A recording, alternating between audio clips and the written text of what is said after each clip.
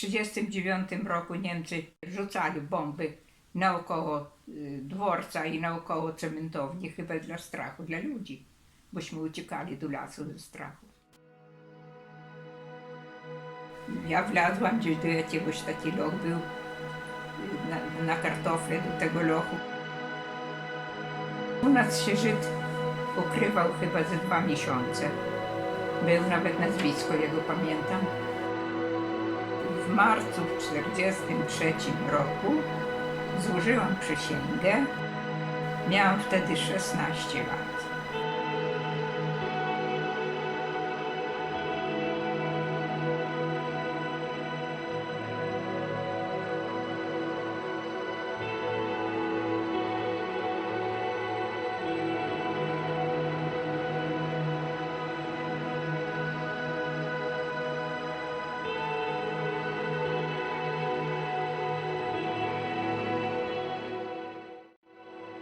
Mam 93 lata, urodziłam się w kwietniu w Polonie Siedliszczki, gmina Ryjowiec, powiat Chełm. W czasie wojny mieszkałam tam, gdzie się urodziłam, na Polonie Siedliszczki. Miejscowość była blisko stacji Ryjowiec, blisko cementowni, bardzo ładna okolica, pod lasem. Droga u nas była wysadzona cała czereśniami i także się Niemcy zachwycali, jak przyszli, jak drzewa kwitły. Ojciec gospodarstwo prowadził rolne, tam pracowaliśmy i z tegośmy żyli. W naszym domu mieszkało nas 9 osób. Ojciec, mama, siostra, szwagier, 2 siostry dzieci, brat, ja i babka. Byliśmy szczęśliwi, spokojnieśmy żyli, każdy był zadowolony. Na Polonie Siedliszczki mieszkało 14 rodzin. To był rozparcelowany folwark i każdy sobie wykupił to gospodarstwo w banku. I spłacaliśmy wszystko spłacał ojciec raty do banku, jeszcze za okupacji spłacał. Sąsiad nie mógł spłacić raty, coś tam nie już, bo ja byłam jeszcze mała, ale pamiętam, że ileś tam tych rat nie spłacił, no coś tam nie mógł. Przyszedł sekwistrator, chciał tę gospodarkę zlicytować. Wszyscy sąsiedzi się zlecieli, złożyli pieniądze i sąsiada wykupili. Siedliszczki nie miały znaczenia dla Niemców, ale miały Ryjowiec. Tam była cukrownia, cementownia, stacja węzłowa duża. W 1939 roku Niemcy nie zbombardowali stacji, ale wrzucali bomby naokoło dworca i naokoło cementowni, chyba dla strachu, dla ludzi, bośmy uciekali do lasu ze strachu.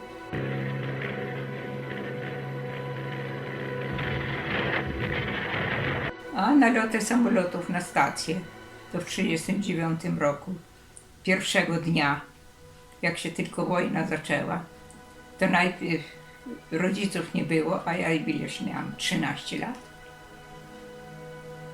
Tak więcej miałam. Rodziców nie było w ten czas w domu, tylko ja byłam, siostry, te dzieci. Jeden miał może 6, a drugi 7 lat, takie małe jeszcze dzieciaki. I babka. Wylecieliśmy na podwórek, głowy do góry, jakie piękne samoloty lecą. Leci 3, zanim znów 3 i zanim znów 3, to jest 9 samolotów.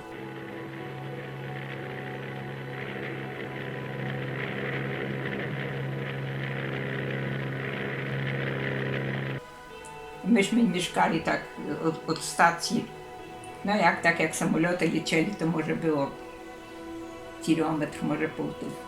Nie było 1,5 kilometra blisko. Jak zaczęli sypać bomby tam niby na te stacje, ale to tłukli na pola dworskie, bo tam był duże łany pola dworskiego.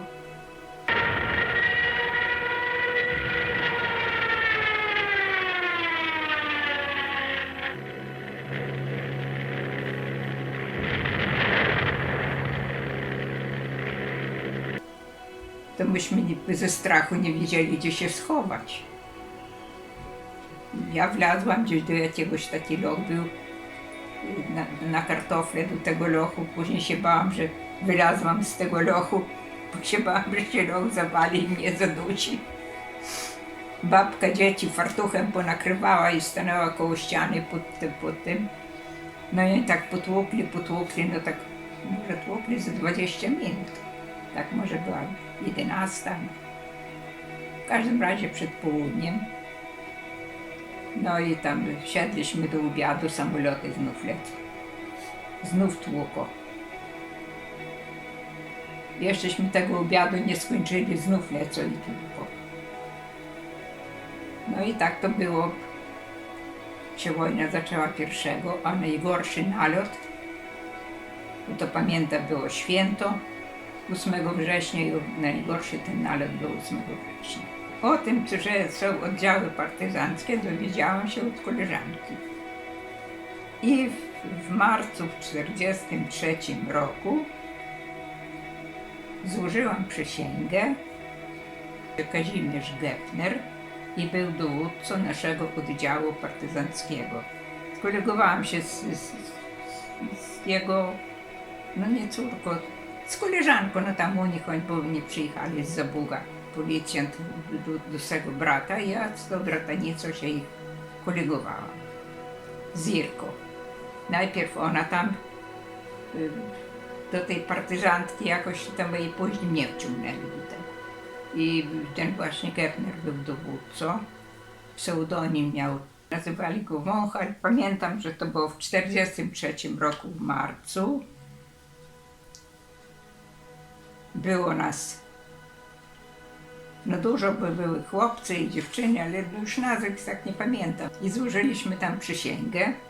Była taka pani z Lublina i właśnie ten dowódca, Gepner, i jeszcze jeden porucznik. Był w mundurze porucznika, to tego nazwiska to ja nie pamiętam.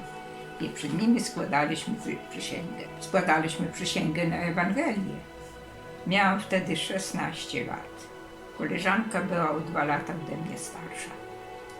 Miała 18. Pseudonim miałam Stokrotka i Staszka. Kim byłam w oddziale? Sanitariuszko. No jakie miałam wyposażenie? Parę bandaży, judynę, w butelce troszkę spirytusu, jakie mogło być tęcze wyposażenie. Jak się gdzieś skombinowało trochę waty czy bandaża, to był wielkie ale. A szkolenie sanitarne tośmy mieli właśnie z panią z Lublina, nazywała się Dolinowa. Nazwisko pamiętam, a tak to nie pamiętam, czy ona miała pseudonim, czy nie wiem, nie pamiętam tego. No szkolił dowódca Gepner. Uczył nas strzelać i z karabina, i z pistoletu, z wisa, z takiego pistoletu. Parabellum był pistolet i taka malutka szóstka. Pierwszy raz udzielić rannemu pomocy to był 1944 rok, 1 maja, jak Niemcy zbombardowali Marynin. No jak zaopatrzyć ranę, jak zabandażować, jak się zachować przy ciężko rannym, jak go tam przenieść, czy wynieść, czy tam do tego. Niemcy spalili Marynin, bo taki Żulin, tam był dwór. I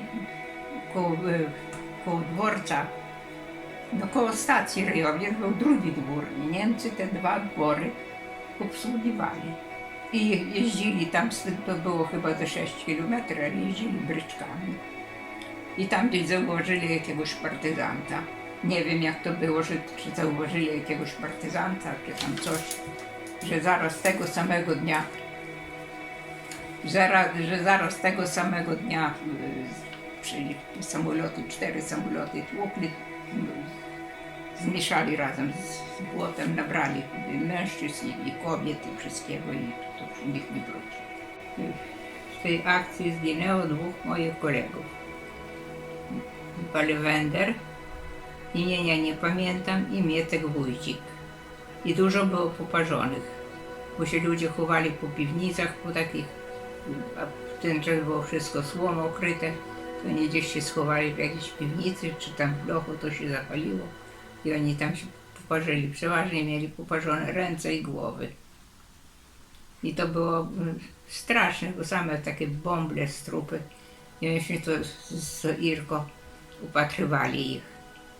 I później w nocy był pogrzeb tego, pogrzeb tych kolegów, ale w nocy był pogrzeb na Borowicy.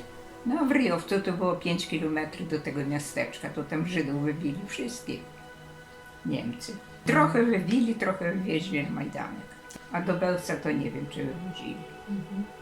To, że Żydów wyprowadzali, wykupali taki dół na Kierkucie, tam z bliska nie widziałam, ale z daleka widziałam, jak ich wprowadzali na taką kładkę i strzelali tych Żydów i oni tak wpadali do tego rowu. U nas się Żyd ukrywał chyba ze 2 miesiące. Był nawet nazwisko jego, pamiętam.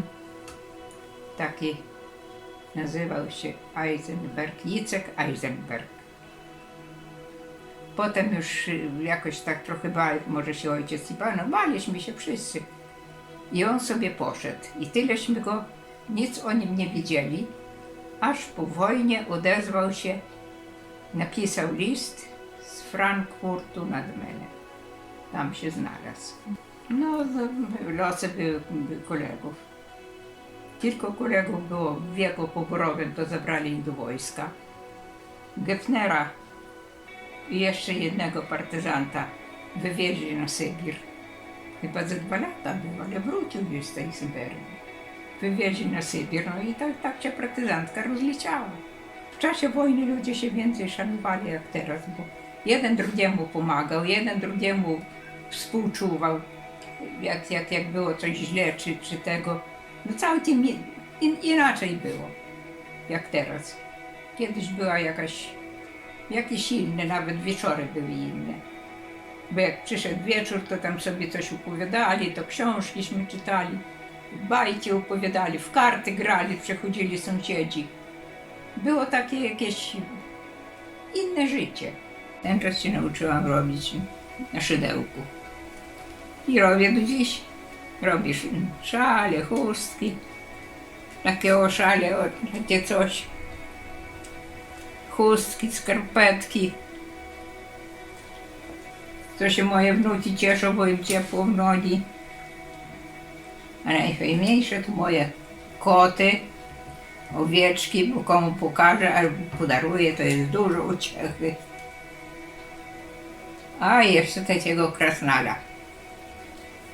Tylko trochę mi się noc nie udał. I potem daruję tam ludziom, znajomym, na aukcję oddaję, jak tam jakaś jest. I tyle. Co bym powiedziała młodym ludziom? Żeby nie dopuścili do drugiej, do trzeciej wojny. Żeby się zastanowili, jak oni teraz żyją.